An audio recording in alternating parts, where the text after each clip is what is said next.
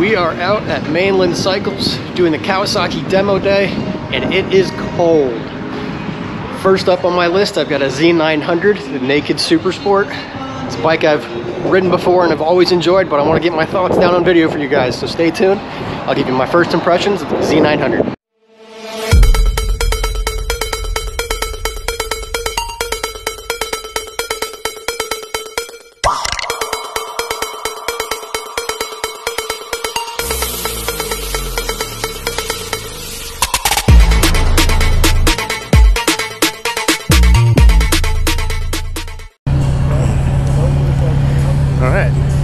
We are on Z900.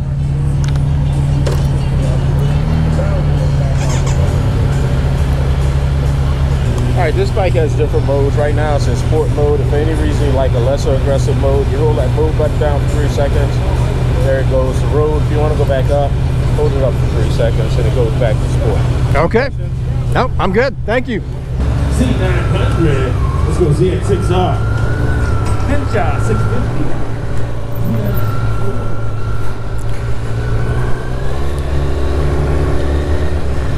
This is a bike that is what the Z1000 kind of became. The Z1000 is a bike that I owned and loved dearly. I wish I'd never sold it. It was bright orange. It was everything I loved about motorcycling. It was fast. It was loud. It was bright. It was just oozing cool. And this Z900 does the same thing. It's not as bright and vibrant, but man, it's got some awesome styling to it. And I wanted to talk about the power plant that this bike has, because it is so nice. Now, to be clear, this is not a touring bike. This is not a cruiser. This is a hooligan bike. This bike should, and I've not tested this, this is just based off of my speculations of the numbers, this bike should do about 150 miles per hour. I do not recommend that on public roads because, for one, that's illegal, and two, you've got no fairings to block you from the wind, so it's a bit of a brutal ride. But the upright position, you've got basically dirt bike bars and not quite a flat seat, but it still pitches you forward a little bit. But this is not like a super sport ride. This is a comfortable ride. I feel like these bikes are meant for kids who want to go out and be crazy, but also meant for adults like me that want to be comfortable but still be able to have that power of an inline four, basically super sport.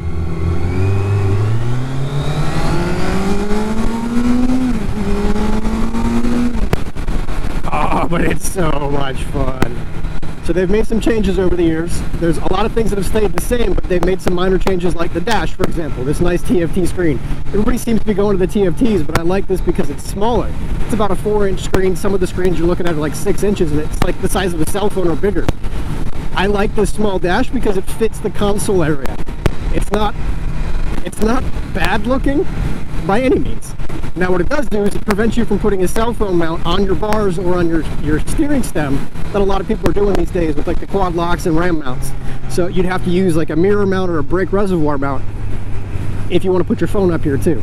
Something I just love about Kawasaki is the nice transmissions that it's got. It's really smooth, very easy to ride, very easy to shift, and they have something called PASA Neutral Finder.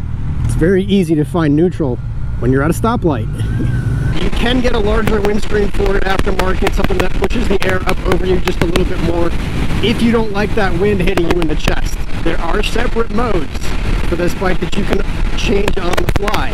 Sport mode is going to be a bit snappier and it's going to be more responsive, and then you've got a road mode which is a bit smoother, kind of detunes the engine just a little bit.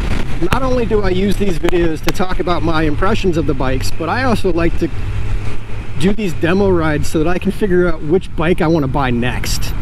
And if you've been watching the channel for a while, I've got a Versys 650 that I was looking at potentially upgrading to a Versys 1000, but I'm on the fence about it a little bit because I don't know what really style bike I want to get. And every time I do these demo rides, I feel like I've made up my mind, but then I don't buy anything. The Z900 that I'm on right now is probably the number 2 on my list. The Z900 is something that is, like I said, very similar to my old Z1000, so it's near and dear to my heart. And I think at some point I have to buy one. I tried the whole ADV thing. I've done super sports. I've got a supermoto now too. I feel like I need an inline 4 that I can be an idiot on. Oh, it's so smooth, so much power. I love the gear indicator. I am a big fan of the analog tachometers, but I don't mind this one because it's pretty easy to read. I like jumping on this and feeling comfortable looking down at the screen and knowing what I'm looking at. Now, this bike doesn't have some cool tech that other Kawasaki's have.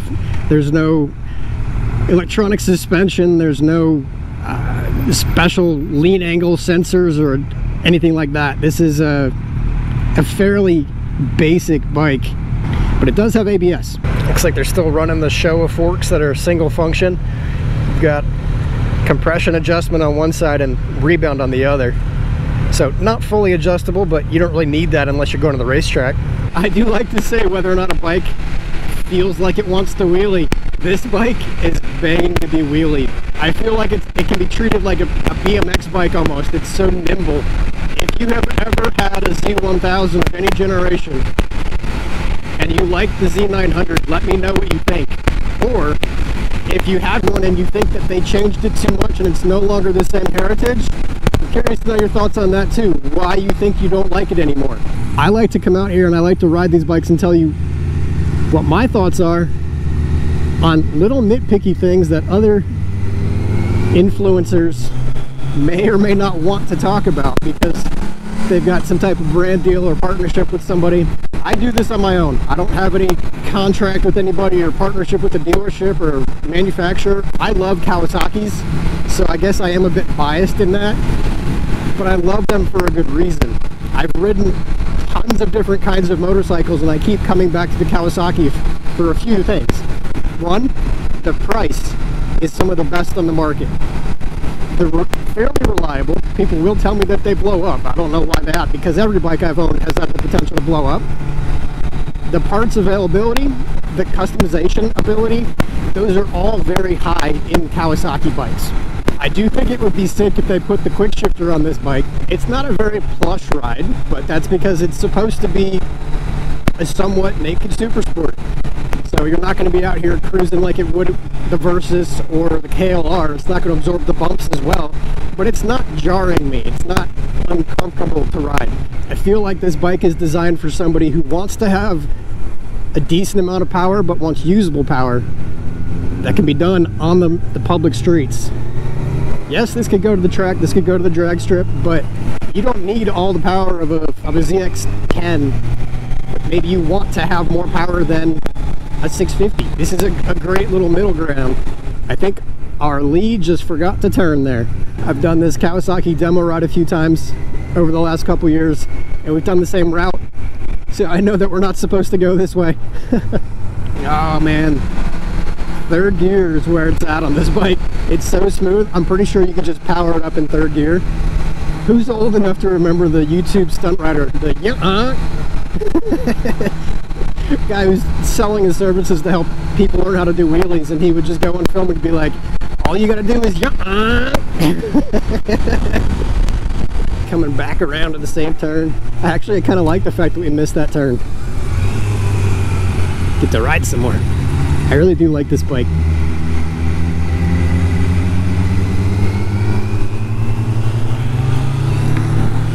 The tank has a nice flare out to it, not quite like a full super sport where you can lock your knees in, but around turns you can definitely feel that it's there. It's meant to hug your leg.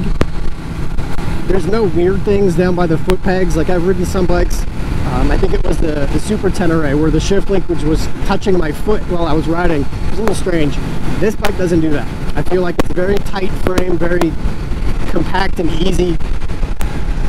And now I feel like I'm selling myself on this bike, talking about all the things I like about it. Let's see, what do I not like about this bike? What would I change?